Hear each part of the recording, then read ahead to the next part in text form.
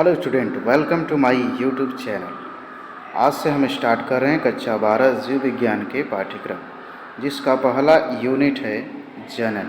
पहले यूनिट में आपको मिलेंगे 2 चैप्टर। पहले चैप्टर का नाम है पुष्पीय पौधों में लैंगिक जनन और दूसरा जो चैप्टर है वह है मानव जनन।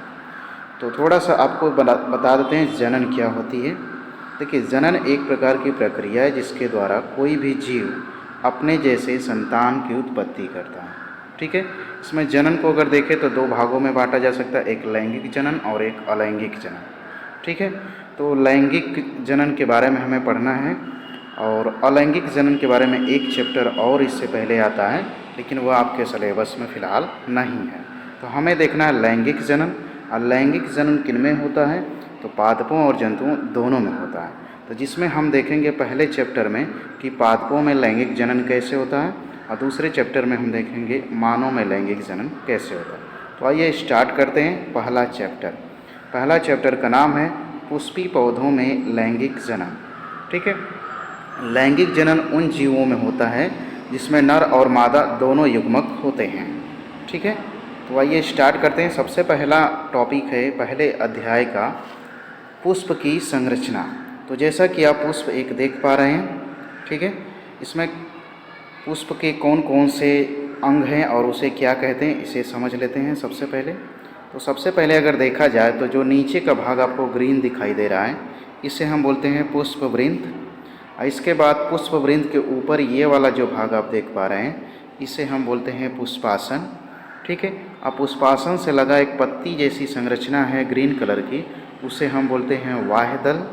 ठीक, इसके बाद आगे जो आपको दिखाई दे रहा है पिंक कलर का उसे हम बोलते हैं दल। ओके, ये अलग अलग पुष्पों में अलग अलग रंग का हो सकता है। ठीक है, जो दल होता है, ठीक, यह रंगीन होता है। ठीक है, देखने में काफ़ी आकर्षक होता है। इसके बाद अगर देखा जाए तो आपको ये जो संरचना यहाँ से यहाँ दिखाई दे रही है, ठीक, इस तरह से आपको बना के दिखा देते हैं ऐसे। ठीक है, ये जो संरचना आपको दिखाई दे रही है ऊपर रेड कलर का, इसे हम बोलते हैं पुंकेसर। ठीक, ये जो होता है पुष्प का नर भाग होता है। ये भी जो पुंकेसर होता है 3 भागों से मिलकर बना होता है। जो आप ऊपर की तरफ देख रहे हैं रेड कलर का वह है परागकोश। ठीक है, और ये जो पतली सी आप लाइन टाइप का देख रहे हैं उसे बोलते हैं पुतंतु। इसके बाद जहाँ पे परागकोश और पुतंतु आपस में जुड़े होते हैं उसे हम बोलते हैं योजी। ओके, आगे हम देखेंगे सारी चीज़ें लिखित रूप में। ठीक है, फिलहाल आपको ऐसे ही मौखिक सुन लीजिए और समझ लीजिए। इसके बाद आप एक देख रहे हैं सुराही के आकार की संरचना, यहाँ से आपको दिखा देते हैं ये वाली संरचना। ठीक है, यहाँ तक। अब ये जो होती है इसे हम बोलते हैं स्त्री केसर या जायांग। यह भी 3 भागों से मिलकर बना होता है। अब इसे थोड़ा सा और समझना है अच्छे से। देखिए, ऐसे कुछ आप संरचना देख पा रहे होंगे। ठीक है, ऐसे थोड़ा सा।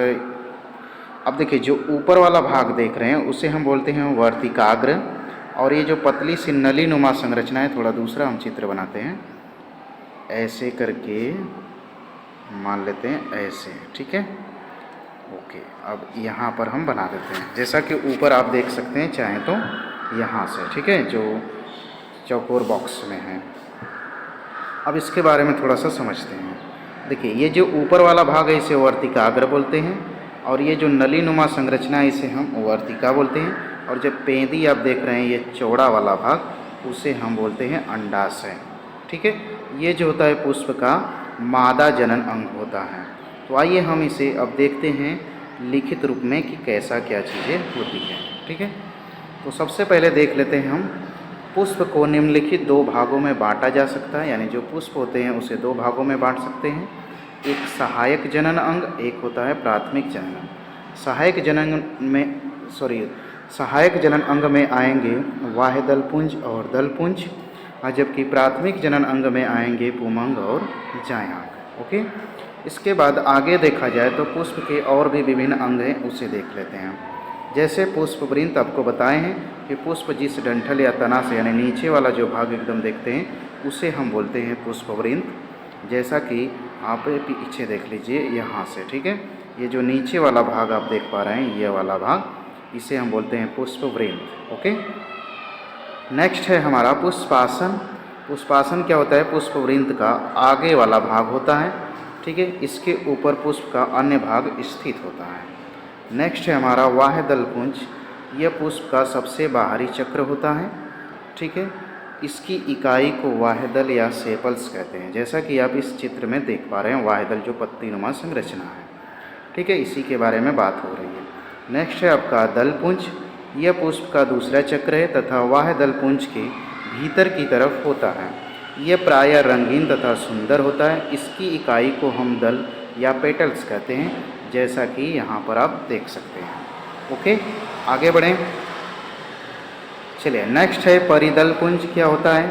परिदलपुंज क्या होता है कि जिन पुष्पों में वाह्यदलपुंज और दलपुंज में अंतर स्पष्ट नहीं होता है, उन्हें हम परिदलपुंज कहते हैं। अर्थात कहने का मतलब हुआ कि आप यहाँ से देख सकते हैं, क्या बोलते हैं कि ये वाला देखिए, ये आपका वाह्यदलपुंज है और ये आपका दल है। अगर इन दोनों में कन्फ्यूजन हो, इसे अंतर न कर पा रहे हो, तो हम पूरे को बोल देंगे कि परिदलपुंज है। ओके, चलिए नेक्स्ट हम देख लेते हैं नर जननांग या पुमंग। पुमंग कैसा था आपको दिखाए थे चित्र में, इस तरह से कुछ संरचना ऐसी थी और उसके ऊपर ऐसे लगा हुआ था, ठीक है। तो इसी के बारे में समझते हैं। देखिए, नर जनन अंगों को पुमंग कहते हैं। यह एक या एक से अधिक पुंकेसरों से मिलकर बनता है। साधारणतया प्रत्येक पुंकेसर में 3 भाग होते हैं। पुतंतु होता है, परागकोश होता है, योजी होता है, ठीक है। परागकोश पुष्प का सर्वाधिक महत्वपूर्ण भाग होता है। यदि पूछा जाए कि पुष्प का सर्वाधिक महत्वपूर्ण भाग कौन सा है, तो परागकोश है। इसमें 2 पालियाँ होती हैं, एक योजी द्वारा परस्पर जुड़ी रहती हैं। प्रत्येक पाली में 2 परागकोश होते हैं, इनमें परागकण भरे होते हैं। ये अंकुरण करके नर युग्मोद्भिद बनाते हैं। ओके, अब इसको आपको समझना है। जैसे देखिए, ये हमारा हो गया पुंकेसर बोल सकते हैं या पुमंग। अब ये जो आपको दिखाई दे रहा है, ये वाला भाग, ये आपका हो गया तंतु। ये ऊपर गोल दिखाई दे रहा है, वह हो गया परागकोश। और जहाँ पे परागकोश और तंतु आपस में जुड़े हैं, उसे ही हम बोलते हैं योजी, ठीक है। जैसा कि आपको चित्र में दिखाएं, आगे भी आपको दिखा देंगे। ओके, नेक्स्ट चलते हम जायांग के बारे में समझ लेते हैं। जायांग क्या होता है?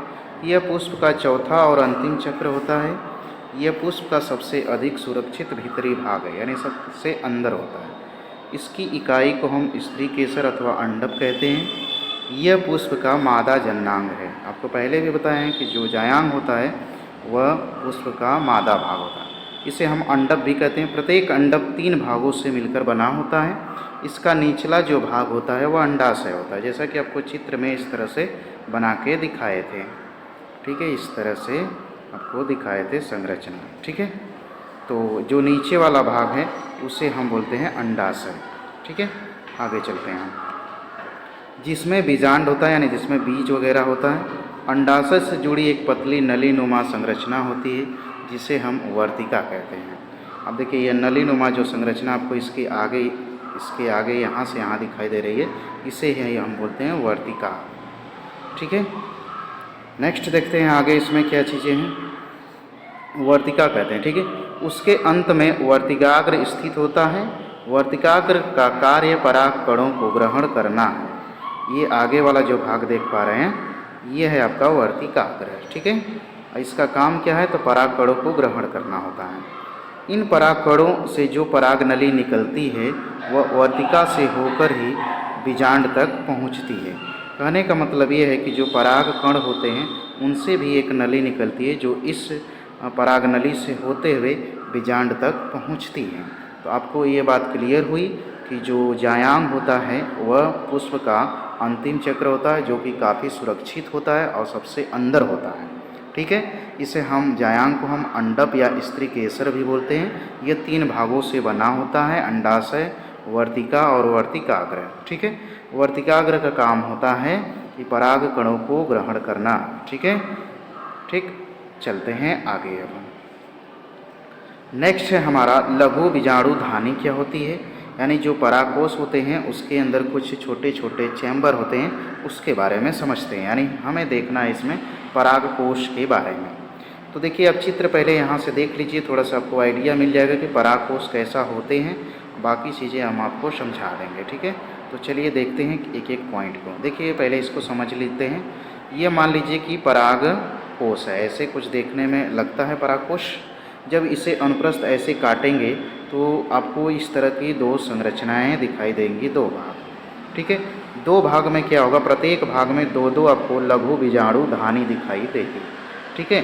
और प्रत्येक लघु बीजाणु में छोटे छोटे लघु बीजाणु कोशिकाएं पाई जाएंगी, ठीक है। और जो लघु बीजाणु कोशिकाएं हैं उसके बाहर की जो अस्तर होती है, लेयर होती है, उसे हम बोलते हैं टैपिटम, ठीक है। तो आइए थोड़ा हम रिटेन रूप में देख लेते हैं लैंग्वेज क्या है इसकी। देखिए क्या कह रहा है, यहाँ पर देख सकते हैं लघु बीजाणु धानी। सबसे पहला पॉइंट कह रहा है कि तरुण जो परागकोश की अनुप्रस्थ काट में दो पालियाँ आपको दिखाई देती हैं, ठीक है। यानी जो आपका यंग यानी कि परिपक्व जो परागकोश होगा उसे यदि अनुप्रस्थ काटेंगे तो आपको दो पालियाँ दिखाई देगी। प्रत्येक पाली में दो लघु बीजाणु धानियाँ दिखाई देती हैं। जैसा कि आप परागकोश को यदि काटते हैं, मान लीजिए ऐसे काट दिए तो आपको दो पालियाँ ऐसे दिखाई देंगी, ओके। नेक्स्ट है, प्रत्येक लघु बीजाणु धानियों में कई लघु बीजाणु जनन कोशिकाएं होती हैं। अब इसमें आपको देखना है बहुत सारे ये छोटे छोटे दिखाई दे रहे हैं कि ये क्या है, लघु बीजाणु जनन कोशिकाएं होती हैं। नेक्स्ट है, लघु बीजाणु जनन कोशिकाओं के चारों ओर पोषक कोशिकाओं का एक स्तर होता है जिसे हम टैपिटम कहते हैं। जो लघु बीजाणु कोशिकाएं होती हैं, मान लेते हैं कि ऐसे कोशिका हो गई, तो इसके बाहर की जो स्तर है वह पोषक कोशिकाओं का एक स्तर होता है जो इसको पोषक तत्व वगैरह पोषण प्रदान करता है, ठीक है। तो ये इसे हम बोलेंगे टैपिटम। जो बाहर की पोषक स्तर की कोशिका होती है या पोषक कोशिकाओं का स्तर होता है उसे हम टैपिटम बोलते हैं, ठीक है। ये क्वेश्चन पूछा गया है टैपिटम क्या होता है। नेक्स्ट है, टैपिटम के बाहर की ओर बीजाणु धानी की दीवार होती है, ठीक है। जो टैपिटम होता है यानी टैपिटम यानी जो दीवार है पोषक कोशिकाओं का जो स्तर है उसके बाहर की जो दीवार होती है, ठीक है, लेयर होती है, उसे हम बोलते हैं दीवार, ठीक है। तो आप कह सकते हैं उस लघु बीजाणु धानी की दीवार होती है। नेक्स्ट है, प्रत्येक लघु बीजाणु जनन कोशिका अर्धसूत्री विभाजन द्वारा लघु बीजाणुओं का निर्माण करती है। यानी जो प्रत्येक लघु बीजाणु कोशिका है वह अर्धसूत्री विभाजन करके लघु बीजाणुओं का निर्माण करती है, ठीक है। तो ये हो गई पूरा क्लियर कि भाई लघु बीजाणु धानी क्या होती है, ओके। चलते हैं हम आगे। चलिए आगे हमारा जो टॉपिक है लघु बीजाणु धानी या परागकोश का परिवर्धन, यानी जो लघु बीजाणु धानी है या परागकोश है उसका डेवलपमेंट किस तरह से होता है, इसको समझते हैं एक एक पॉइंट को। देखिए परिवर्धन यानी डेवलपमेंट की प्रारंभिक अवस्था में लघु बीजाणु धानी परागकोश की मेरिस्टेमी कोशिकाओं से बने एक दीर्घायत रचना होती है। इसके चारों ओर एपिडर्मिस का स्तर होता है। कहने का मतलब इसका ये हुआ कि जब शुरू में परागकोश का निर्माण होता है तो उस समय जो परागकोश होती हैं वह मेरिस्टेमी कोशिकाओं की बनी एक बड़ी सी संरचना होती है जिसके चारों ओर एपिडर्मिस का एक लेयर होता है, जैसा कि आप इस चित्र में देख सकते हैं यहाँ पर, ठीक है। ये चित्र से देखिए यहाँ से यहाँ तक, ठीक है। ये देखिए मेरिस्टेमी कोशिकाएं हैं ये बहुत सारी, और इसके ऊपर वाली जो लेयर है उसे बोलते हैं एपिडर्मिस, ठीक है। नेक्स्ट पॉइंट को हम देखते हैं। देखिए इसके बाद यह चार पालीमय हो जाता है जिसके प्रत्येक पाली में आर्कियोस्पोरियल कोशिकाओं की एक लंबवत कतार विकसित हो जाती है। इसके बाद दूसरे स्टेप में क्या होता है कि इसके अंदर आर्कियोस्पोरियल कोशिका बन जाती है।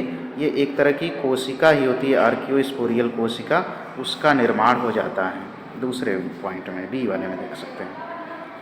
नेक्स्ट है कि आर्कियोस्पोरियल कोशिकाओं का कोशिका द्रव्य अन्य कोशिकाओं की अपेक्षा अधिक सघन होता है और इसके केंद्रक भी अधिक स्पष्ट होते हैं। तो बात आएगी कि आर्कियोस्पोरियल कोशिका क्या होती है, तो बताएंगे जो आर्कियोस्पोरियल कोशिका होती है उसका कोशिका द्रव्य अन्य कोशिकाओं की अपेक्षा अधिक सघन होता है, ठीक है, उसका घनत्व ज़्यादा होता है और इसमें केंद्रक भी स्पष्ट दिखाई देते हैं। तो आर्कियोस्पोरियल क्या है, एक तरह की कोशिका है, ओके। नेक्स्ट देखते हैं। प्रत्येक आर्कियोस्पोरियल कोशिका दो कोशिकाओं में विभाजित हो जाती है।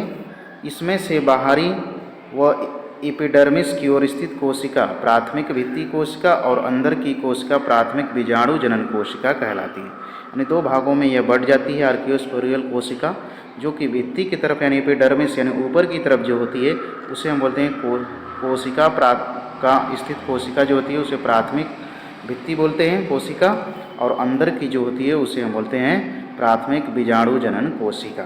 ठीक है, चलिए नेक्स्ट पॉइंट को देखते हैं हम। प्रत्येक प्राथमिक भित्तीय कोशिका यानी प्राथमिक भित्तीय कोशिका यानी ऊपर वाली जो एपिडर्मिस की तरफ कोशिका होती है, ठीक है, वह अपतन एवं परिणत विभाजन करती है। अब बात आएगी यहाँ पे कि सर अपनत और परिणत का होता है। तो देखो भाई, अपनत और परिणत का मतलब होता है, जैसे मान लेते हैं कि ये कोई कोशिका है, ठीक है, यदि आप इसे इस तरह से काट देते हैं, ये दो भागों में इस तरह से बट जाए तो वह हो गया आपका परिणत। ठीक है, यानी कि कोई कोशिका समांतर अगर बट जाती है दो भागों में तो उसे बोलते हैं परिणत। और वहीं कोशिका यदि ऊर्ध्वाधर यानी ऐसे कोई कोशिका है और इस तरह से बट जाती है दो भागों में तो उसे हम बोलते हैं अपनत विभाजन। ठीक है, तो बात यहाँ क्लियर हुई, अपनत और परिणत। नेक्स्ट है जिससे कोशिकाओं के 3 से 5 स्तर बन जाते हैं, यानी अपनत और परिणत विभाजन से क्या होता है 3 से 5 स्तर बन जाते हैं। यह पराकोश या लघु बीजाणुधानी की दीवार बनाते हैं। ठीक है, जो ऊपर यानी एपिडर्मिस के तरफ की जो कोशिका थी वह अपनत, जो एपिडर्मिस के तरफ की कोशिका थी, ठीक है, यानी कि प्राथमिक भित्तीय कोशिका अपनत और परिणत के द्वारा 3 से 5 स्तर बना लेती हैं, जो कि पराकोश या लघु बीजाणुधानी कोशिका की दीवार बनाती। इसी बीच जीवाणु जनन कोशिका भी विभाजन शुरू करता है। जैसे ही दीवार बनती है वैसे ही बीजाणु जनन कोशिका भी विभाजन करने लगती है, जिससे मध्य के भाग की कोशिका बीजाणु जनन कोशिकाएं बनाती हैं। ओके, आगे चलते हैं। नेक्स्ट टॉपिक है इसमें परिपक्व पराकोश की संरचना। तो इसे समझते हैं, परिपक्व पराकोश की संरचना कैसा होगा, जो आपका एंथर इसे अंग्रेजी में बोला जाता है। तो देखिए, ये जो पराकोश होता है ये कोशिका भित्ति तथा प्रकोष्ठों का बना होता है। पराकोश की भित्ति विभिन्न परतों की बनी रहती है। ठीक है, अब इसमें आपको देखना है क्या क्या चीज़ें हैं। तो सबसे पहले है बाह्य त्वचा। ठीक है, तो बाह्य त्वचा क्या होती है, यह एक कोश की बाह्य परत होती है तथा इसमें सदैव एंटीक्लीनल विभाजन होता है, जिसे हम बोलते हैं अपनत विभाजन। ठीक है, अपनत विभाजन का मतलब समझ ही रहे हैं, ऊपर से कटेगा। ठीक है, ऊर्ध्वाधर। दूसरा है अंतथीसियम, एंडोथीसियम। यह भी एक कोशिकीय है परंतु इसकी कोशिकाएं बड़ी होती हैं। ठीक है, पराकोश के परिपक्व होकर फटने वाले स्थान पर कोशिका भित्ति पतली रह जाती है। इस स्थान को स्ट्रोमोनियम कहते हैं। थोड़ा सा यह पॉइंट याद रखना है। ठीक है, नेक्स्ट है मध्य परत। इसमें समांतर 3 से 5 तक वर्गाकार कोशिकाओं की परतें होती हैं। आप इस फिगर में देख सकते हैं, आप ड्रॉ कर लीजिएगा अपनी कॉपी पर, ऐसे बनेगा इसका चित्र। ठीक है, आगे देखते हैं टैपिटम। टैपिटम के बारे में आपको बता ही चुके हैं कि यह मध्य परतों के बाद लघु बीजाणु मात्र कोशिका से सटी हुई परत होती है। इसकी कोशिका में एक से अधिक केंद्रक भी हो सकते हैं। इसका मुख्य कार्य लघु बीजाणु मात्र कोशिका का पोषण करना होता है। थोड़ा हाईलाइट हमने किया है इसीलिए, ताकि आप इसे अच्छे से देख पाएँ। ठीक है, नेक्स्ट इसके पार्ट है पराग प्रकोष्ठ। इसमें लघु बीजाणु मातृकोशिका का निर्माण होता है। इन मातृकोशिकाओं में अर्धसूत्री विभाजन के फलस्वरूप लघु बीजाणु अथवा बीज परागकण का निर्माण होता है। ठीक है, नेक्स्ट टॉपिक है हमारा लघु बीजाणु जनन क्या होता है। ठीक है, तो देखते हैं पराग मातृकोशिका से अर्धसूत्री विभाजन द्वारा यहाँ रहेगा। ठीक है, थोड़ा सा मिस टाइपिंग हुआ है। लघु बीजाणु के निर्माण की प्रक्रिया को हम लघु बीजाणु जनन कहते हैं। ठीक है, यानी कि जो पराग कण है या परागकोश हैं उसके मातृकोशिका से अर्धसूत्री विभाजन द्वारा लघु बीजाणु जो बनते हैं उसी प्रक्रिया को हम बोलते हैं लघु बीजाणु जनन। ठीक है, जैसे जैसे परागकोश विकसित होता है बीजाणु जनन ऊतकों की कोशिकाएं अर्धसूत्री विभाजन करती हैं। ठीक है, तो आगे देख लेते हैं। नेक्स्ट है लघु बीजाणु जनन में प्रत्येक लघु बीजाणु मातृ जो कोशिका होती है में अर्धसूत्री विभाजन के फलस्वरूप 4 अगुणित लघु बीजाणु बनते हैं। ये चारों लघु बीजाणु विभिन्न प्रकार से चतुष्कों के रूप में जुड़े रहते हैं। ये चतुष्क निम्नलिखित प्रकार के होते हैं। कहने का मतलब यह है कि जब लघु बीजाणु जनन में जो मातृ कोशिका होती है वह अर्धसूत्री विभाजन करती तो 4 और भी लघु बीजाणु जनन कोशिका का निर्माण कर देती है, जो कि चतुष्क के रूप में रहते हैं। वो आपस में एक दूसरे से किस तरह से जुड़े रहते हैं उसे देख लेते हैं। ठीक है, तो पहला है रैखिक है, यानी कि लीनियर, मतलब ऐसे लाइन के रूप में आपस में एक दूसरे से जुड़े रहेंगे। ठीक है, जैसा कि आप चित्र आपको दिखा देते हैं, थोड़ा सा इसे याद रखिएगा, लीनियर। और फिर इसके बाद समद्विपार्श्विक है, आइसो बाइलेटरल, एक बीजपत्री पौधों में ऐसा देखने को मिलेगा। ठीक है, फिर एक क्रासित। ठीक, नेक्स्ट है टी आकारी, आगे चतुष्फलकी है, यह जो पाया जाएगा द्विबीजपत्री पौधों में पाया जाएगा। आप इनका यदि संरचना देखना चाहें तो देख सकते हैं, ये देखिए। ठीक है, ऐसे आपस में जुड़े रहेंगे सब, ऐसी इनकी संरचना होती है, इनकी लघु बीजाणु की, कैसे ये आपस में चतुष्कों में जुड़े रहते हैं। ठीक है, चलिए नेक्स्ट देख लेते हैं। इसी में चतुष्क से चारों परागकण अलग हो जाते हैं और कुछ पौधों में यह परागकण अलग नहीं होते हैं। यानी जो चतुष्क आप देख रहे हैं आपस में एक दूसरे से जुड़े हुए हैं, ठीक, वो सब आपस में बाद में चल के अलग हो जाते हैं। लेकिन कुछ ऐसे पौधे होते हैं जिनमें ऐसा नहीं होता, अलग नहीं होते हैं, संयुक्त परागकण के रूप में रहते हैं। जैसे टाइफा है, टाइफा एक तरह का पौधा है, उसमें जो होते हैं लघु बीजाणु जनन कोशिका जो होती है वह चतुष्क से अलग नहीं होते हैं। ठीक है, संयुक्त रूप में रहते हैं। आर्किड तथा कुछ अन्य पौधे जैसे मदार में परागकोश के सभी चतुष्क इकट्ठे हो जाते हैं तथा एक जटिल संरचना परागपिंड बनाते हैं। ठीक है, तो परागपिंड क्या होगा, बहुत सारे जो लघु बीजाणु जनन कोशिकाएं हैं एक दूसरे से आपस में जुड़ जाएंगी तो जटिल संरचना बनाती हैं। ठीक है, तो आज के लिए बच्चों इतना ही। क्लास में अंत तक बने रहने के लिए आपका बहुत बहुत धन्यवाद। और वीडियो यदि पसंद आया तो वीडियो को लाइक करिए, चैनल को सब्सक्राइब करिए। Thank you.